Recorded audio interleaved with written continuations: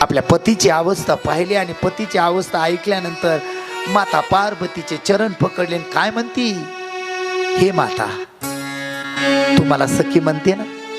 हो चिंचुला, मग एकच विनंती माता, माझ्या पतीला पिशाचपासून मुक्त करा, आभार होतील तुमचे, आणि जोपर्यंत माझा श्वास आहे तोपर्यंत मी तुमची दासी म्हणून राहील, पण माझ्या पतीला मुक्त करा. नारीचं जे दातव्य असतं, नारीचा जो हक्क असतो, तिला सगळ्यात जर मोठा देव कोणचा असतो तर तिचा पती तिच्यासाठी देव असतो. जगात कुठली ताकद मोठी नाही.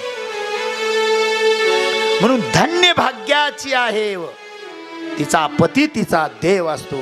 आणि माझ्या ताई आईनो सगळ्याला सांगतो, भजन ऐका, कीर्तन ऐका, कथा ऐका, सगळ्या गोष्टी करा. सोमवार धरा, एकादशी धरा, गणपतीचं दर्शन घ्या, महादेवाचं दर्शन घ्या, भगवान बाबाचं दर्शन घ्या, ज्ञानोबा तुकोबाचं दर्शन घ्या. या जगात कुणालाही नमस्कार करा, पण कुणाला देव मानू नका, आपल्या पतीला देव माना.